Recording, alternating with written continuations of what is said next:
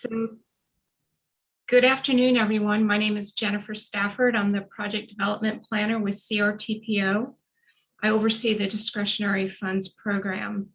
And thank you for everyone participating today. Today, we are discussing how to apply for the fall call Discretionary Funds. The call opened on Monday, as you probably know, and we'll cover this schedule in detail shortly. So the webinar is being recorded, and because of that, all the participants are muted. Please use the chat feature to submit questions throughout the webinar. We will take questions at the end, and you can unmute yourself and ask them. The webinar will be available through a link on our website for later viewing. So today we have a handful of people with CRTPO. We have Neil Burke with us, Curtis Bridges, Augustine Rodriguez, Theo Thompson, and Judy Deller O'Keefe. And the majority of the discussion will be with me, and Augustine is going to go over some estimating. Theo is running the screen behind the scenes, and Judy's going to help with the questions. And Neil and Curtis are here to help answer questions on highway and bike and pedestrian applications.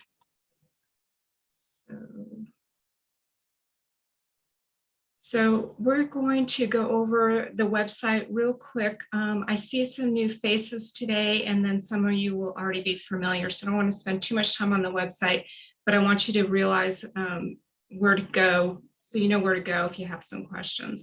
And then we'll look at the application, go over some information on highlights. We'll have a short break for question and answers. And then Augustine's going to jump into Form 1 and some examples, estimating tools and resources, and then we'll open it up and unmute everybody for questions.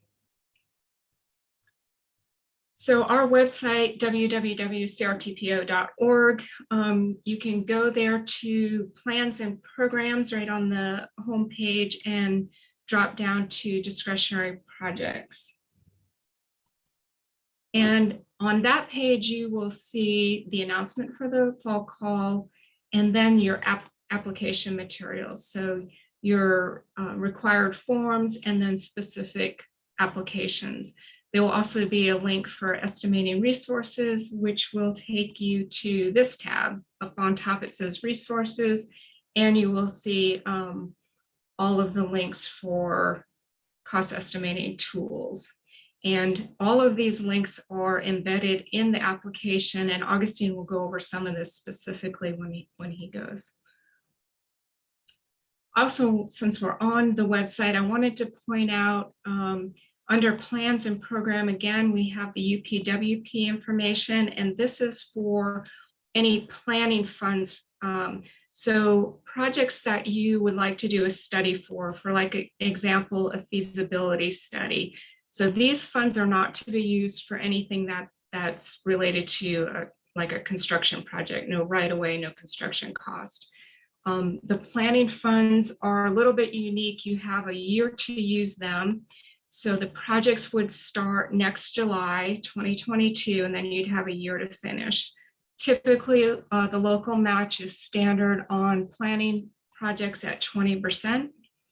The procurement of consultants must follow the federal and state guidelines, and everybody must be pre-qualified with NCDOT or North Carolina Department of Transportation, NCDOT.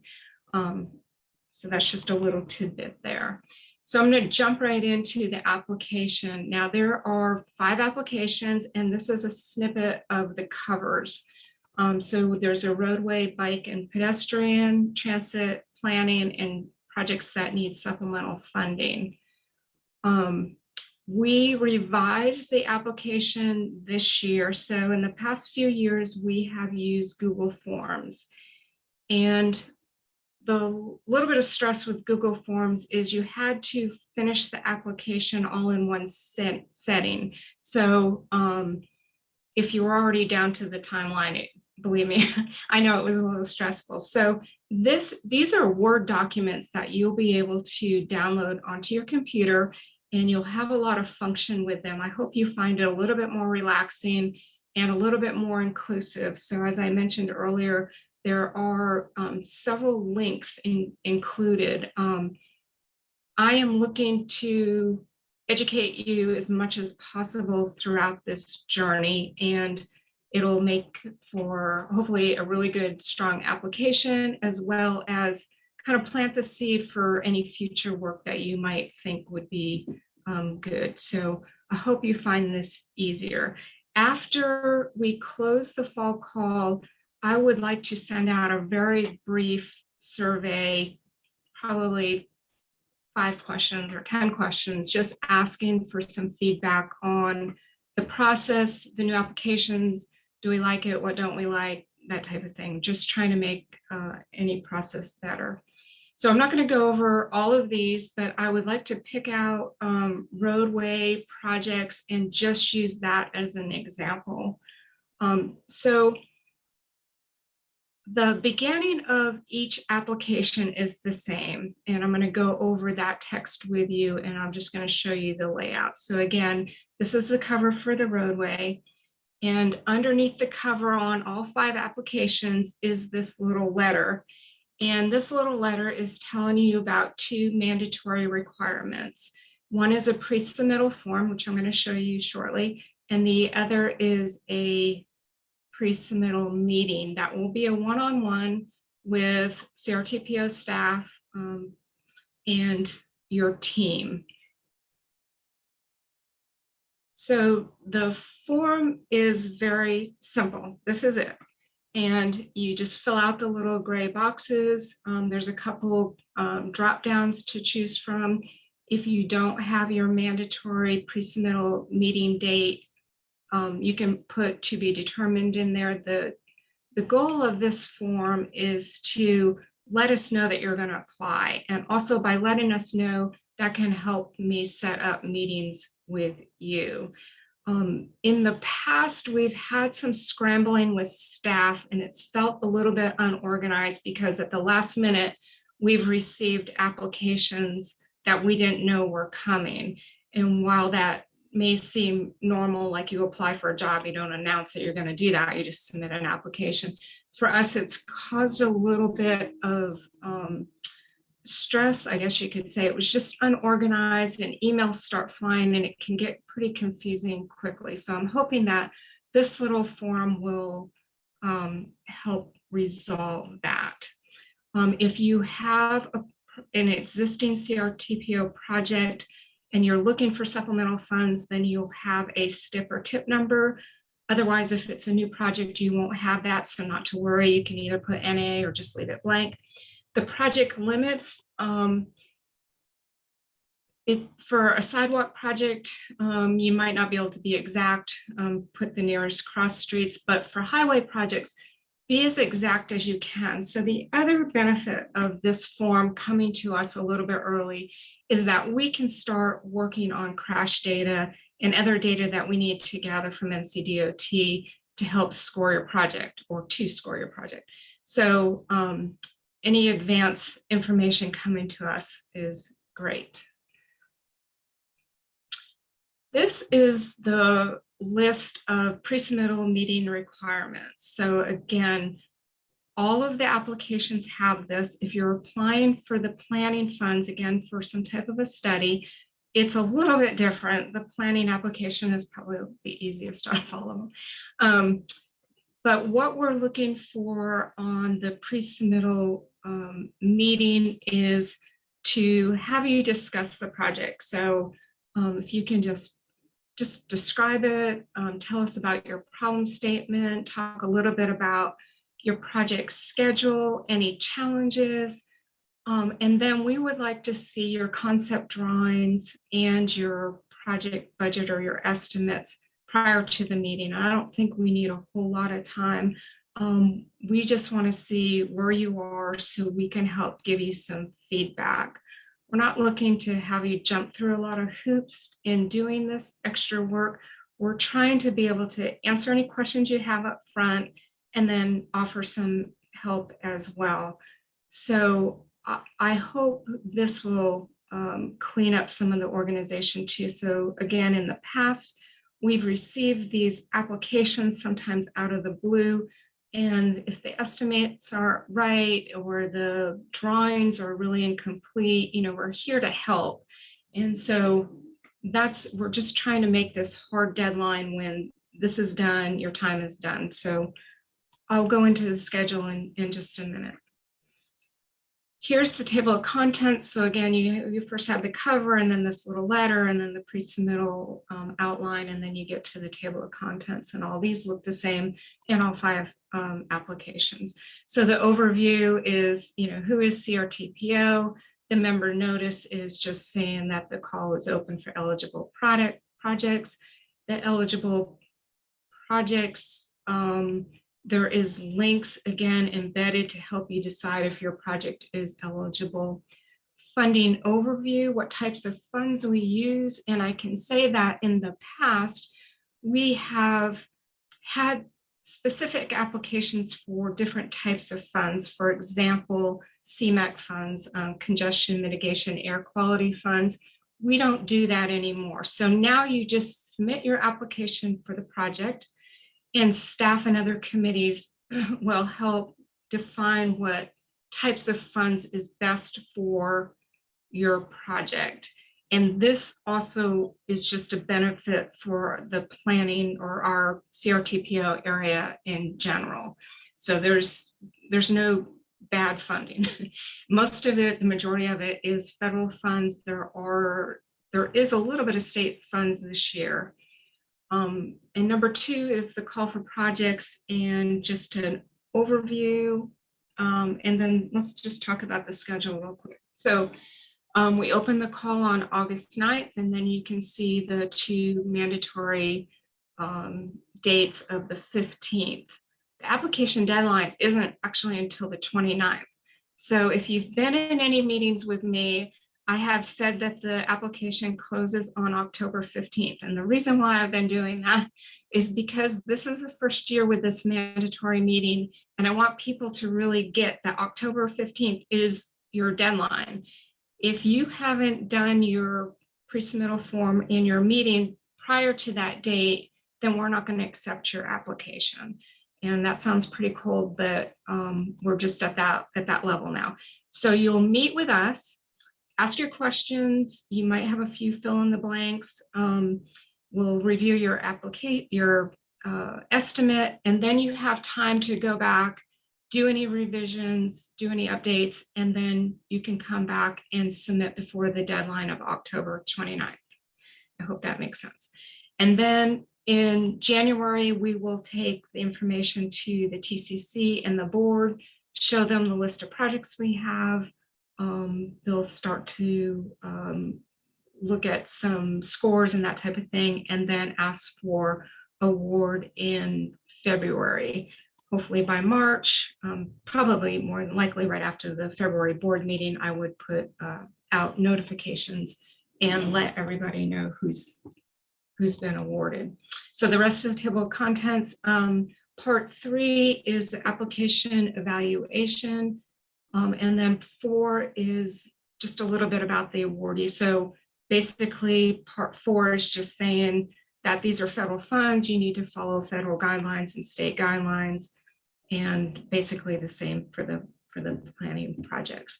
Then you will get into the grant application package. So again, this is one big document. It's kind of cut in half by this grant application.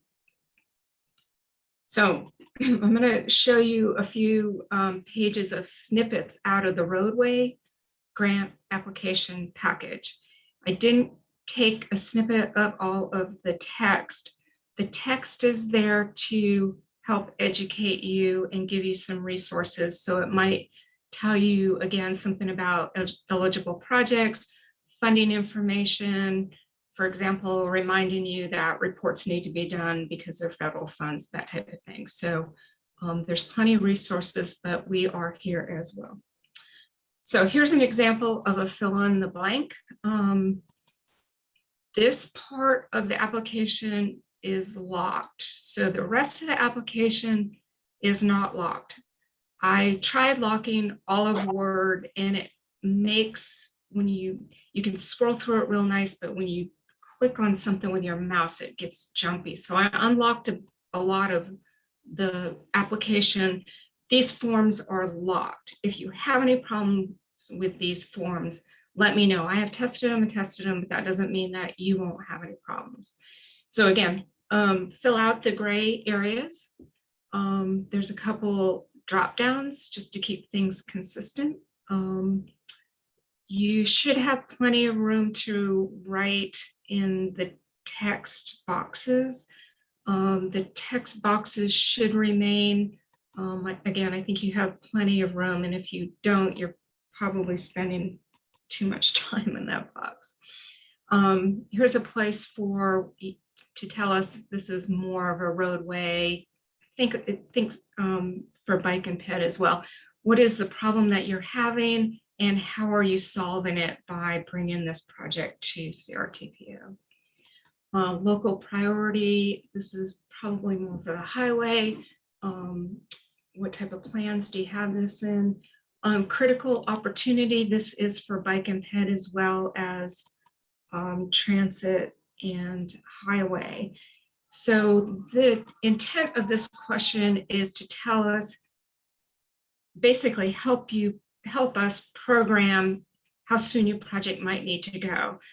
For example, is this a second phase, or in your, or maybe NCDOT is doing some work and it's really important that you get your work done before they start their work. Just an example, there's probably a lot of scenarios out there. And then project readiness, you can see at the bottom, there's just a drop down. What stage are you in? So I think in all cases, the higher you are in with your phases, the higher you will score. Having said that, I will just remind everybody that if you are coming for construction only, everything before that needs to be procured by federal and state standards. So when I was on the other side of the fence, I would always go, let's just go for construction. And somebody in engineering would go, no, but we can't do that. So just know that is important, and it will be a showstopper. So here's an example of some of the links embedded into the application. And Augustine will go over all these, or most of these, in his part, so I won't spend too much time here. These are also the same that I showed you on our website. Here's just another snippet of a right-of-way. So when we see these estimates, sometimes it's helpful to see what you've assumed in your cost, and in this case, right-of-way cost. And I can give you an example. When I applied for some sidewalk projects, the sidewalks were going to be on, or will be on, NCDOT's right-of-way. And so the right-of-way costs, while there was some cost, it was a lot less for a mile of right-of-way than you might have on some other projects. And likewise, I want to talk about the scheduling. So most of these phases take about 2 years to complete. Sometimes you can overlap more of the design with the right-of-way, and that's absolutely fine. If you are looking to do something faster than every 2 years, if you can demonstrate here and describe how you're going to do that. So in the last example I just gave you of doing a sidewalk on NCDOT's right-of-way, in that case, I wouldn't want 2 years of, necessarily 2 years of the right-of-way phase. Like a year is probably enough. Maybe for funding reasons, you still want to go for 2 years. But if you're trying to do something where you're doing design right away and construction in a 2-year period, we know that doesn't work. And I think maybe it did work pretty fast at one point, but our records going back to 2017 or something just show that just isn't practical anymore. So there's a lot of paperwork and approvals that need to be done, and it's, I'll be just frank that some of these grants are bittersweet. So, make sure what you're going for works with your board and council. So if you have a project that your board is really, really hot to get done, probably applying for a federal grant might not be such a great idea unless it's the only way that you can pay for that project. If you do this project locally, you'll get it done much faster and potentially even cheaper. I will say, I meant to say at the very beginning, when I showed you our website, one of the things I have deleted lately, and I have mentioned it in other meetings, so I'll just be upfront and be transparent. I had said that we had a bulk of funds available on FY 25 and 26. That is now under discussion on how we're programming. So as soon as I have some information, we'll put that back on the website. We have funds, it's just a matter of how we're programming that. So I just wanted to be transparent. That is just bubbled up in the last 24 hours. But again, it's not that we don't lack the funds, it's just how much are we going to assign to each year? And as soon as I have some information, I will be very transparent with that. This is more or less just from Form 1 that Augustine is going to go over. And he will stress some of this. Know what current phase that you're in. That's important on Form 1. The dates, if you end up sending us any revised Form 1, it really is important to put that on your, put that date in your title. So last year we had Form 1s flowing all over the place for the same project. And when it came time for me to make the list of final numbers, I can't tell you, I was so nervous that I didn't have the final number, and it would just be horrible to end up going to the board and have a number that's less than you need and having you need to apply for a shortfall. So on the shortfall call that we just had this spring, I actually emailed people and I said, does this look right? So I think that, again, this process will clean everything up because we should just have the one final submittal at the 29th, and that's it, done. So I think Augustine will cover everything else. I'm almost done, hang in there. We have this little acknowledgements form. Do you have the local match? Are you going to follow the state and federal requirements? Do you have the capacity to complete this project? And it might be that you're working with NCDOT, that's fine. It might be that you have a consultant, but there'll still be some staff time with that. Is your estimate done by professional standards within the last 6 months? Have you completed your pre-submittal meeting? And then do you have the authority to submit this application? And you can go ahead and type your name in and then the date, and I will take your word for that.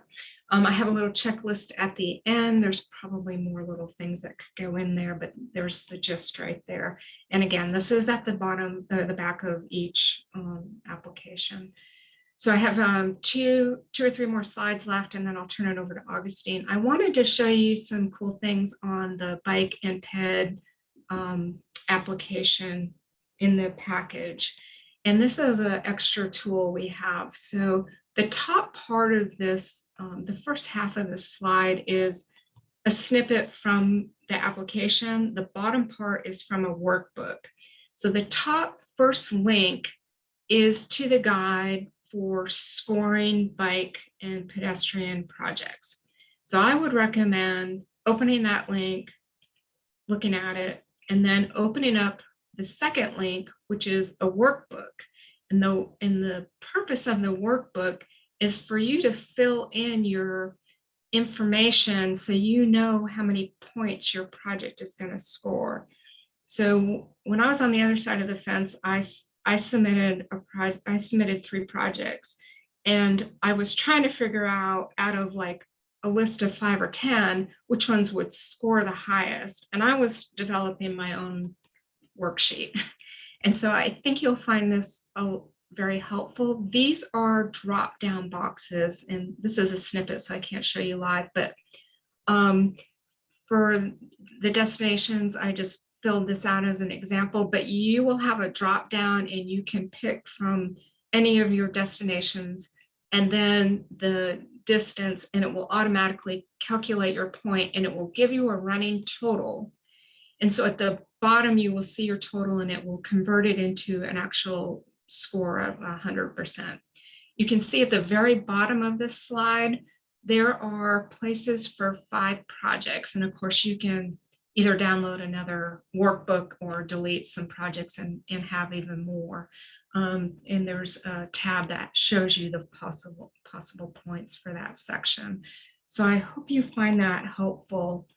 And then this page is from the application, the bytepad application.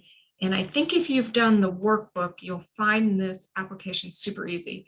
So again, you've downloaded it to your computer, you've saved it, and then the bytepad application, it asks a whole lot more questions than the roadway, but these are all drop downs. So I think if you've done the workbook, you have the workbook open on one screen and you go to your other screen and you just copy it over. Again, these are all drop downs here. You just mimic what you've done.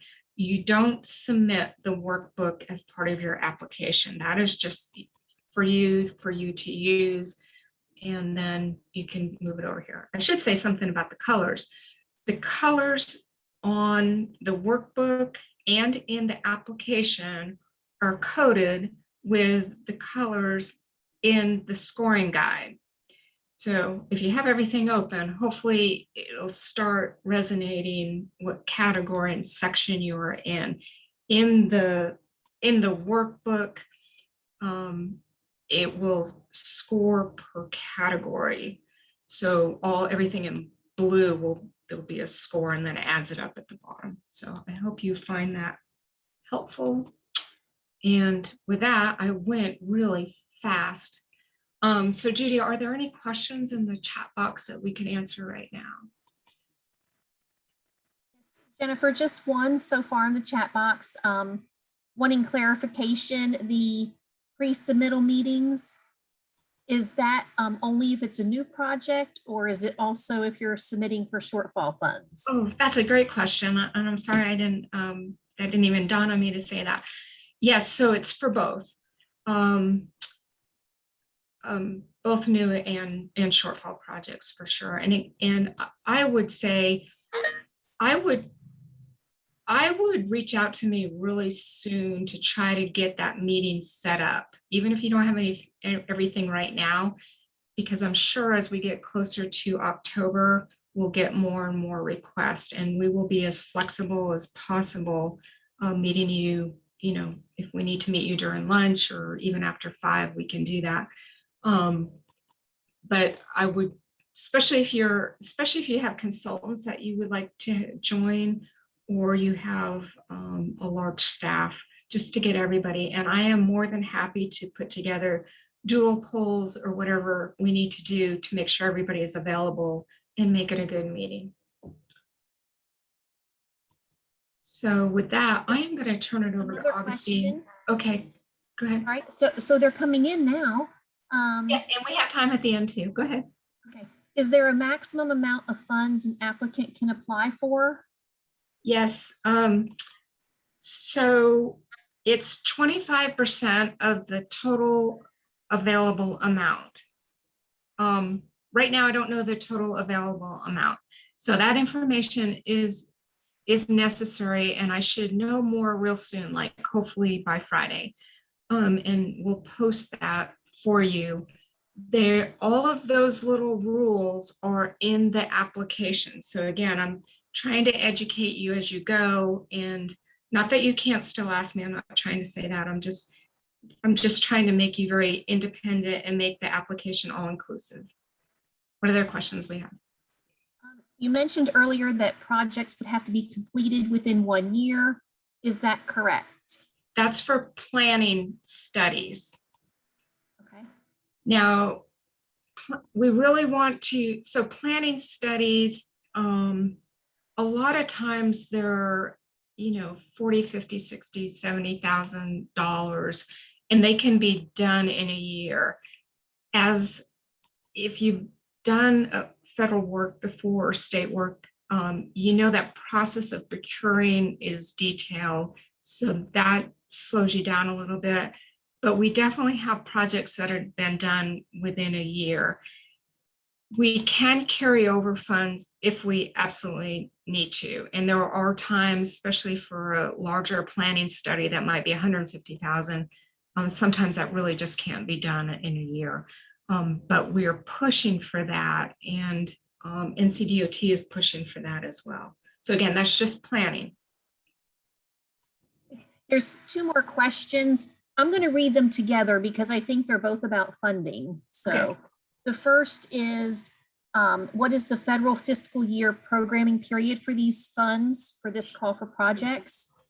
And the other question is, it sounds like planning projects funding would be available in July 22. Yes. With work to be completed within a year. Right. When would money be available for infrastructure projects that are not planning? So those are good questions. So we follow the federal year for federal funds. We'll have a little bit of state funds, but let's just focus on the federal. The federal fiscal year is October 1st to September 30th. So programming the capital projects, it could be starting next October 1st, FY22. If it's a shortfall, it could be, 23, October 1st, 2022 starts the fiscal year 23. Okay, if it's shortfall funds, it can go as fast as the award process can go. The award process would be as follows. We would hopefully award by the board in February, and then NCDOT needs to award it as well. And that can take a month or two. And then you need to get your municipal agreement supplement application, so that you're talking probably another couple months there. Although some of that can overlap a little bit. So it could be the end of fiscal year 22, which is coming up. The shortfall is hard to say because it's going to fall right in between there. I'm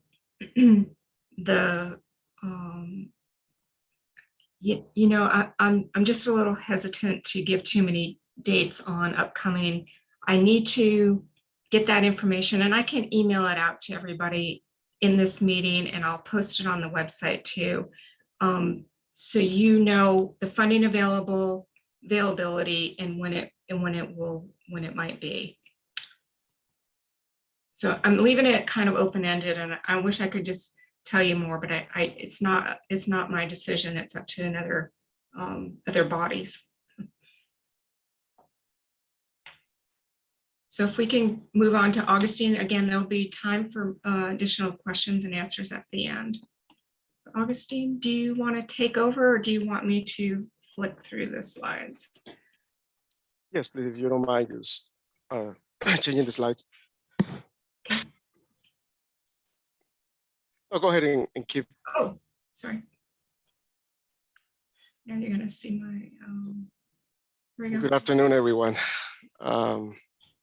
Let me start by saying that the first thing is we have different levels of, we have planners, engineers, project managers, designers, but we also have a different level. So some of this information for some of you would probably be like, oh yeah, sure, I know this. What is he talking about this? But we might be mindful that we have different levels of backgrounds and different agencies who may not necessarily have the people and the resources. So some of the information, again, some of the information that I'm about to go through may be very, very basic for some, but just bear with us.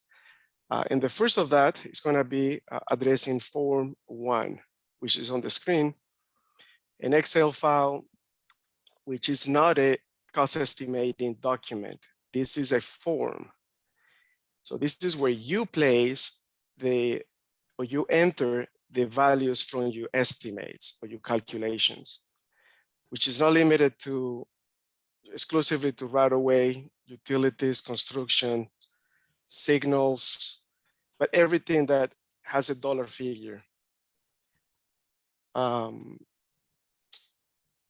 Highlighting or the circle for you, a pull-down menu. One of the first things will be planning. The emphasis here is that make sure that all of your documentation is at the same stage or phase, meaning that if on Form 1 you're selecting planning, then your application, your construction drawings or preliminary concept drawings, as well as your cost estimates or calculations, they're all reflecting that. As an example, we had applicants in the past submitting plans at 25% design. On this form, they selecting planning, and then on the application, they're saying that right away or 75% design. So that is the inconsistency that I'm trying to address here with this topic. And also look at the examples. So we added several examples that you will see on the actual form. So one for each of those 5 options: planning, design, right-of-way, construction, and capital purchase. Next. May I just jump in and say that planning here, so we use the word planning kind of interchangeable, and we have the funds for planning studies, but we do also have planning, as you know, for just capital projects. So sometimes that gets confusing, but this is Form 1 is for your capital projects. We don't have Form 1 for the planning projects, planning studies. That's a great reminder. Yes, so PL is not the same as planning or 0% concept or design. So this is one of those 5 examples that we have on the current version of Form 1. Please make sure you go through those notes and instructions and you follow them. Quick reminder here is a couple of things. The fiscal year, make sure again, not just on this form, but all of your documentation, the application and other forms, they're all matching. So the anticipated fiscal year for that phase to be completed or start the beginning, that's only the beginning of that phase. So in this example, PE, the year 20 or FY 2025. And then on your application, this information is the same or vice versa. We changed the column C, which is currently titled as approved amount in your municipal agreement or MA. Before this was, it was titled as your previous cost estimate, and that always resulted on confusion and emails and questions on, well, my previous one was from 8 months ago, but my funding approval amount is this much. That was from 5 years ago. So to make things a little bit easier, you need to enter the amount that is your project is currently awarded. And make sure that on this section, you include in the total, which it will include contingencies. Regarding the next item highlighted here will be the local match. So for new projects, that's where the rule of 5 multiples of 5 will apply, meaning for the new project, you can select 20% local match all the way up to 50. But that's not the case for an existing project. So for shortfall projects, you are to follow the current local match on your MA, which in some cases could be a 33.3% or 21.5%. So those are the values that you are to enter, and that's a little bit of the differences. The other note here to remind me to go over is that if you are already past a phase, so for instance, you are in construction, you may have a shortfall for PE and right away, but you you're being asked to enter the same amounts, because by the time all of this is approved, get done, it will be another year, maybe less, but most likely that phase will be closed. So same will happen for RightofWay. If you're in RightofWay currently, your PE is probably going to be done by the time you get any additional funding. So in that example, you will see that you could have a $400,000 PE as your current estimate, but you're not going to get that funding. Next, please. Look, my circle's moved.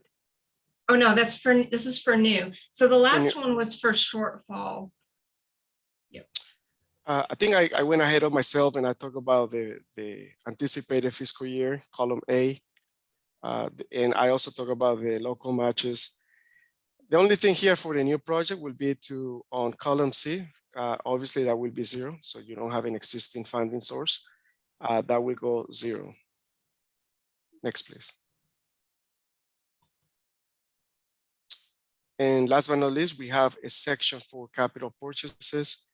And this example just show you that you don't have a PE right away, and you should be entering your amount under construction. I know technically that's not the same, but that's the area where we are calculating that request amount. Jennifer, you have anything else to add for this slide? I would add, we are so used to looking at Form 1 that anyone that's new on the call that hasn't looked at Form 1 yet, you fill in the yellow blanks and the white areas will auto-populate. So this is a little bit intimidating, but when you fill in your cost estimate, the contingency will automatically fill in per how you chose your current project stage. So the closer you are to construction, or if you're applying only for construction, your contingency is going to be 0. But if you're in the PE or the planning phase, then your contingency is going to be higher. And those are set percentages by our board. So the form is, Augustine's done a great job at just setting up the form for it to calculate for you. Thank you. That's a good reminder. Yes. So under column D, the cost estimate for shortfalls, you are to enter the information without any contingencies. Again, is part of the instructions of in notes. Next, we're going to have a couple of examples.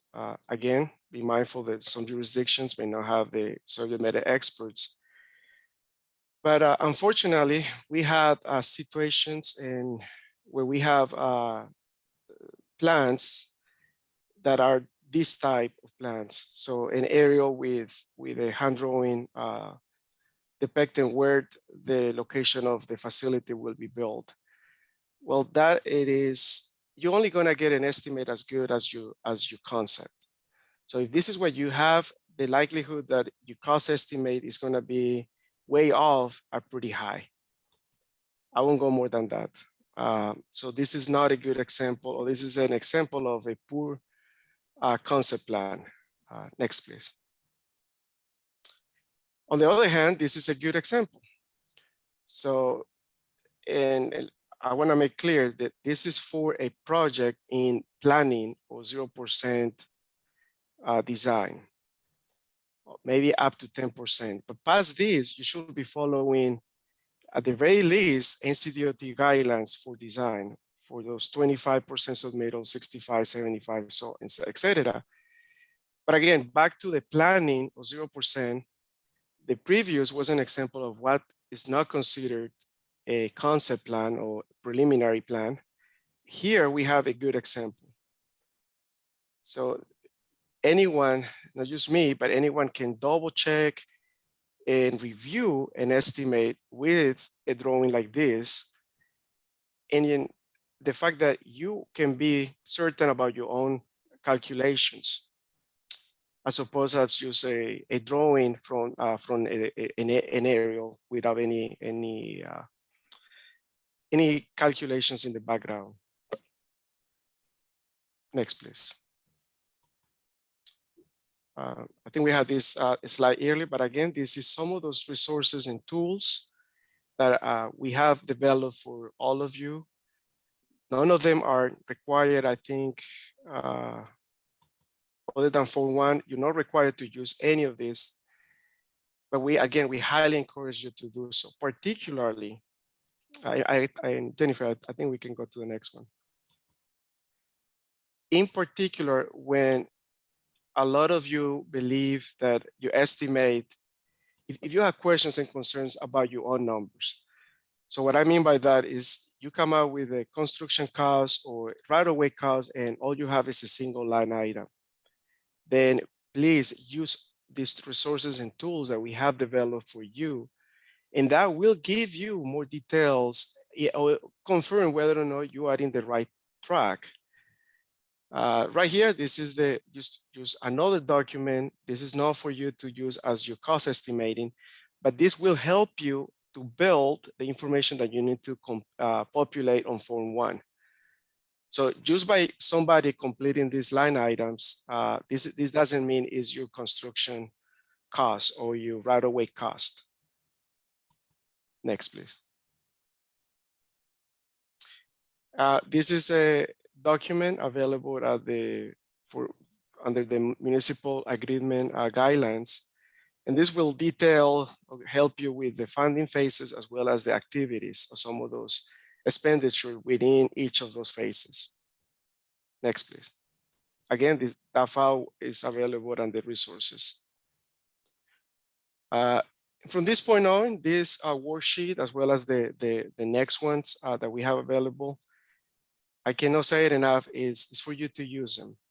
So as an example, I think the right-of-way and private utility relocation is probably the #1 case that we see the most, is where oftentimes it's just a single line item, maybe 2 line items, and a value, $100,000 for right-of-way. And when we reach out back or we try to talk during the application process, oftentimes there is no calculations, there is no assumptions, nothing. It's just a number that you're predicting, no better than a guess. So try to use this. If you have any questions, if you provide this document to your consultant that is helping you with your design files, if there are any questions, please reach out to us and we will help you. We will show you how to populate this. But hopefully it's very straightforward. And one caveat with this should be for planning level, or up to maybe 50% design.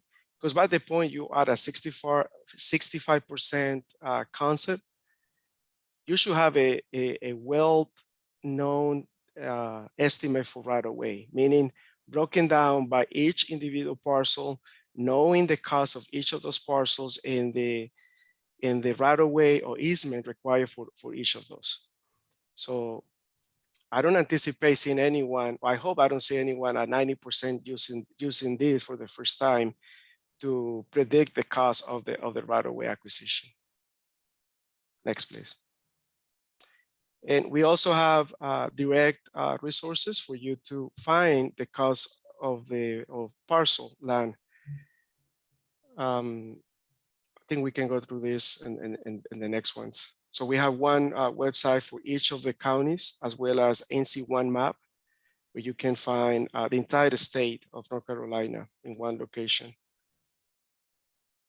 Next, please. So this one, the third of 4 worksheets. This one for private utilities. And on this one, I will highlight a couple of things. The first one, that private utilities, as you can find in the municipal agreement guidelines, is part of your right-of-way phase. However, your public utilities are under construction. And I'm saying that because oftentimes I see that mix in between phases. In other words, I see the cost of construction for water and sewer in the right-of-way estimates, and then I see the opposite. I see Duke Energy or communications in your construction. So just make sure that you're tracking those MA guidelines in expenditures. And here is another good example. For many submittals, I've seen just a lump sum for utility relocations or private utility relocations, and use a figure, $100,000 and nothing else. So please use this, go through this worksheet, and you'll be surprised. I know last year we used this for the first time. I think Erica Martin is on the call with town of Morrisville, and they used it one time last year, and they were surprised to see the difference versus the assumption. They assumed lump sum for the private utilities. When they went through this, they found significant differences, and they were able to really capture that instead of making that wrong assumption. All of these fees you can double check with the private companies, utility companies. You can check with previous ongoing projects on those phases, right-of-way phase, utility relocations. But this is just to give you an idea. I don't want anyone to just take the 15,000 for the poll and okay, I had 20, then that's it. 20 times $15,000. So again, this is just tools for you, and it doesn't mean that you have to use them. It doesn't mean that these numbers are the sacred and approved by the CRTPO board. Same with the traffic and signals, same deal. If you, instead of plugging 100,000 or $500,000 for the traffic signal, go through this worksheet and you'll be hopefully pleased to find a better and more detailed information rather than a single number from a single line item. Next. Last but not least of my presentation today is I work with a City of Charlotte getting the best results from fiscal year 2021. We have last year, a year ago, we had the ones for 2020. So some increases in general, but the main point here is not for anyone to go ahead and copy and paste these values or give it to your consultant and for them to copy and paste. This is the part with I will ask, or I'm expecting to see engineering judgment. What I mean by that is you see a range of percentiles. You see the 25th percentile, the median 50 percentile, and the 75. So, and there is a reason for that. The reason being is your quantities should never be an average cost. Because let me take an example as asphalt, maybe. If you have a project where your asphalt is a large quantity, most likely your unit price will be towards that 25th percentile. So somewhere below 100, let's put it that way.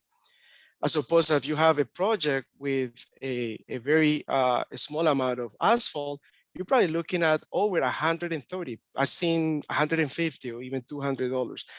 But at no point I should be seeing a asphalt at $500. So this, number one, is give you an idea where your unit prices should be, and two, for that to apply that engineering judgment. And that's all I have. I don't know if we have any other questions. The next one is just for questions. The next slide.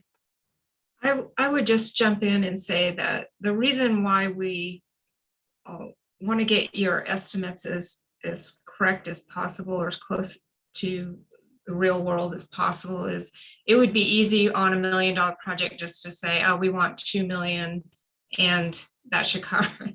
But we are trying to be good stewards of the money and make it go around to all of the jurisdictions. On the flip side, I mean, it's a fine line, there's no doubt about it. On the flip side, we hope that you don't need to come back for supplemental funding. I mean, if you do, that is definitely an option for you. So we're trying to find that sweet spot, and it is tricky, but having said that, I'll leave this slide up as we answer any final questions. Jennifer, there is something in the chat box. I see a comment. I don't know if it's a question, but a comment from Erica Martin. And, yes. We'll try to address her comment, which is about smaller jurisdictions not being able to produce a good example of a concept plan. Work with me. Let us know. We're here to help you. If the problem is resources, you don't have the resources, you don't have that capability, We actually have a program we established back in February of this year for that very same reason. What we want to avoid is waiting until the day before the deadline for anyone to either send us an application with a poor concept map or plan, and or asking for help again on the last minute. So reach out to us if you need help. As a small jurisdiction, I cannot promise that we're going to get it done for you, but we will help you. We will see what we can do to help you.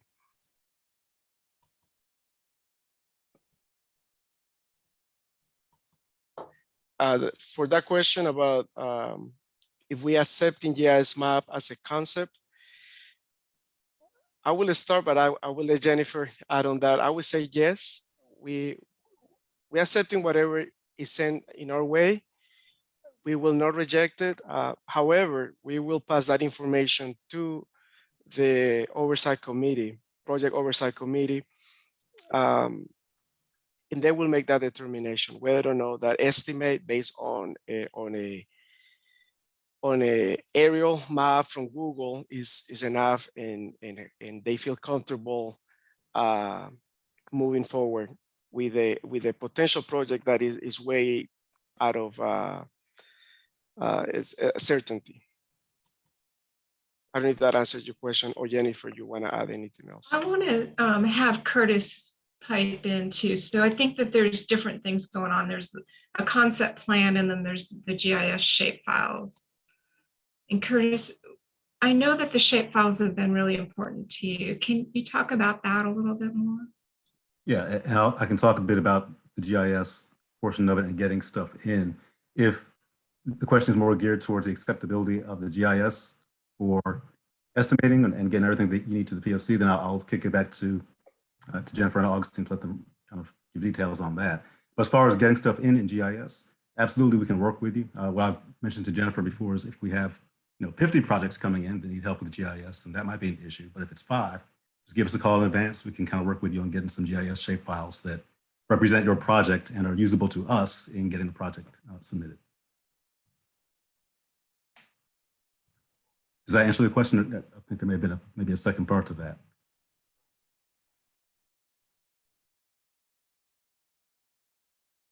I think in the pre-submittal meeting, if you can show us what you have, that's probably, again, that's sort of an intermediate step that we can help you with. We're here to help you as much as possible. It might not feel like it at times, but really we are. I'm not sure I understand this. Beyond planning studies, but not quite construction documents. Well, I'll just speak. Is that okay? Yeah, go for it. Okay. Yeah, so I'm saying that if the GIS style maps are not going to be considered a good concept for submittal, then it would be nice if CRTPO would figure out a way to provide funds to jurisdictions just to do better level drawings, that aren't the planning studies, but aren't quite funds for construction documents. That were what you were showing, Augustine, more of that like 15% drawing or something beyond. So does that make sense? It does. I think I understand. I follow you. Maybe it's something to talk with the POC, absolutely. But at the same time, my point here with those examples earlier was, what's the level of confidence that you have on an estimate based on that bad example versus the good example? Yeah, well, I just think it's very.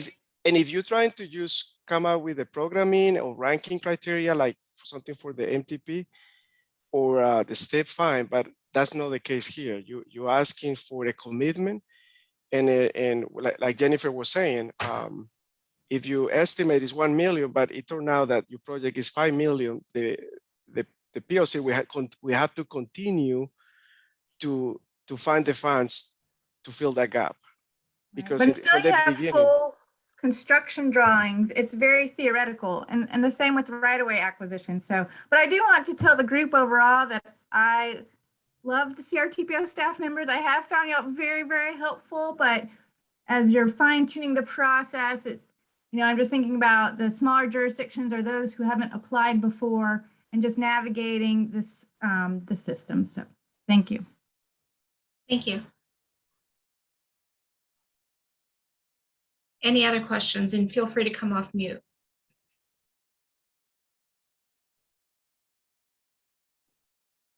Yeah, this is Glenn Matt Cook. Waxhaw. Oh, sorry. No, go ahead.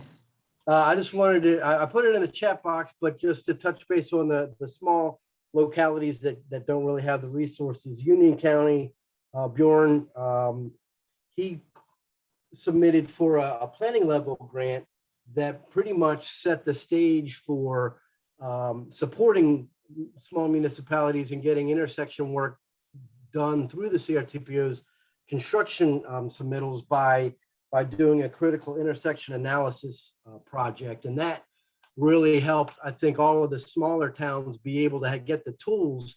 He did the legwork, he got the grants, and then he worked with those localities on identifying what are good projects and then prioritizing them from a safety and congestion standpoint. And that really laid the groundwork at the end to provide the concept level design, the cost estimate, and the details that then could be used for a submittal on the construction side. So that might be a means to an end where you start with a planning level to get to your construction level if you don't have the in-house capability or the funds outright to jumpstart. It's a great point. I put a comment on the chat box, and another example was last year when Andrew Ventresca with it, well, back then with the town of Davidson, they submitted a project for the bike and ped project, and I point out several huge red flags, and they decided to withdraw that application because potentially they were coming for $1 million. And I think when we walked through those uncertainties, it could have been a $2 or $3 million project. There were just too many uncertainties on that project.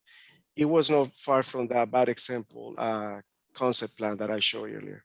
It was something along those lines. And just by looking at that line, I was able to identify, major red flags.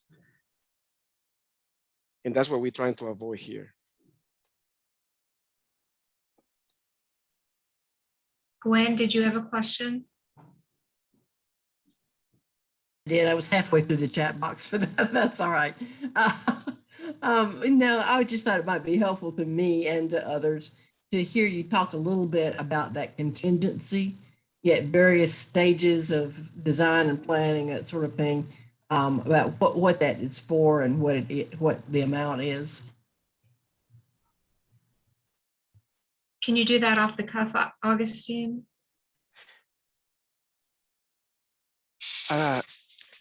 Wait, can you say that again about the contingencies? She just wants to know what contingency rates are. So the form will do that for you.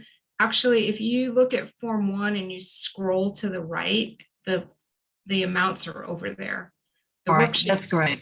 Yeah. Thank you. Oh, okay, I got it. I think it's like 40% if you're at planning, and then it just goes down. It's also listed in our discretionary funds policy.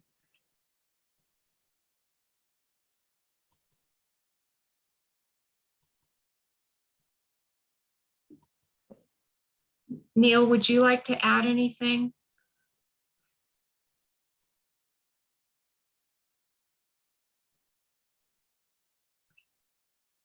No, I think you've covered it, Jennifer. What percent? The planning funds, I think our overall target is about $500,000 for all of the planning funds. So there isn't Neil, you can correct me here. On the capital projects, it's 25% of the total available funds, but I don't think we do that for the planning funds, correct? So we usually hold out a target of about $500,000 for planning funds each fall call.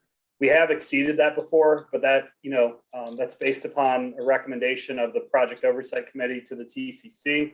But I think what Erica's question really is percent design drawings. And this is a federal thing with PL funds. You can't do more than 15% conceptual drawings with planning funds. Yeah.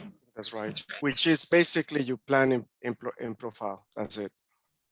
Yeah, and them, listening to the conversation, that may be appropriate here because I heard Erica say theoretical. It didn't sound necessarily like the location or maybe even the facility type was determined. So that would be a good candidate for a planning project. But just remember going into it, you all can't really do much engineering with those types of funds.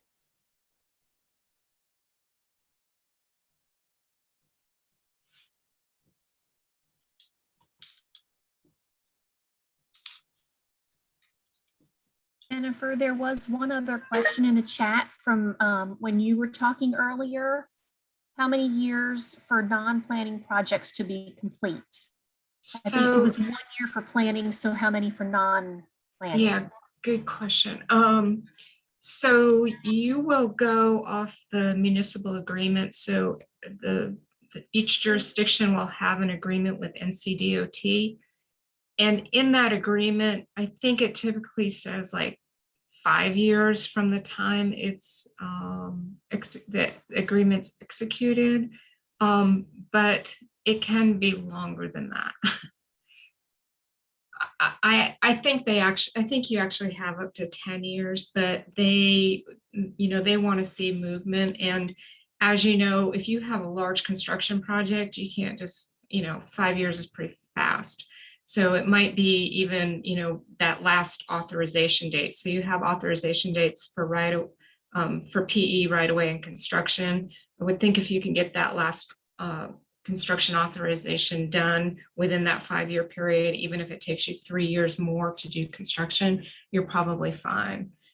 If we end up programming funds in FY25 and 26, you won't be able to get the municipal agreement until closer to those fiscal years. So it's not like you're having something executed when you can't even get the funds. They won't even draft the municipal agreement that early.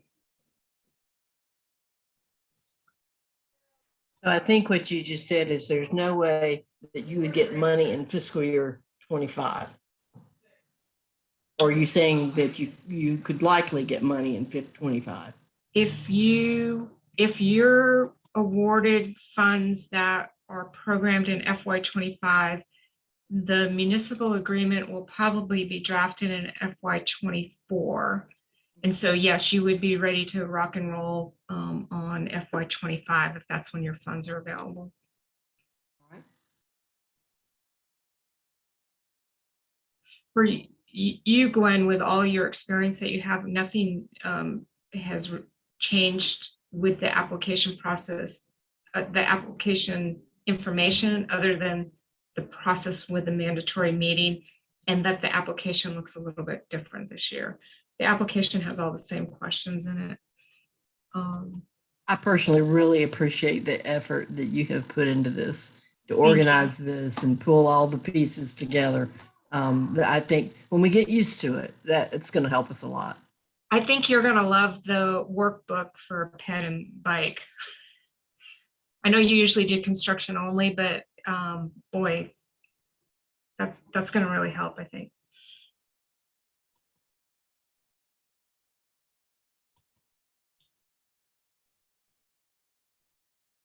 Any other questions? 10 minutes over is not too bad.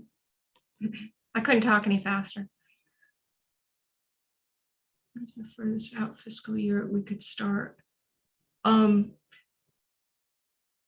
So Joyce, I'll have more information about funding and availability, hopefully tomorrow or Friday, and I will share that information. So if you look at the state transportation improvement plan, they're programmed all the way out to FY 30s, 30 something. So our tip is FY 20 to 29 right now. Does that answer your question?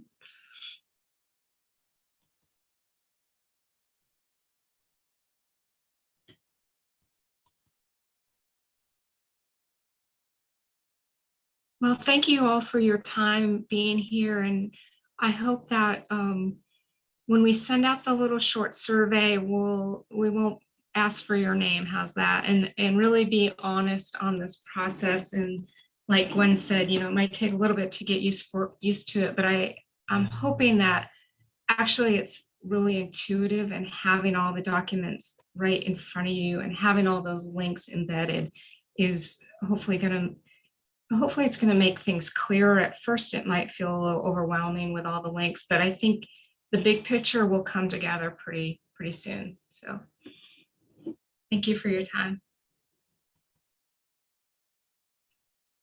All right.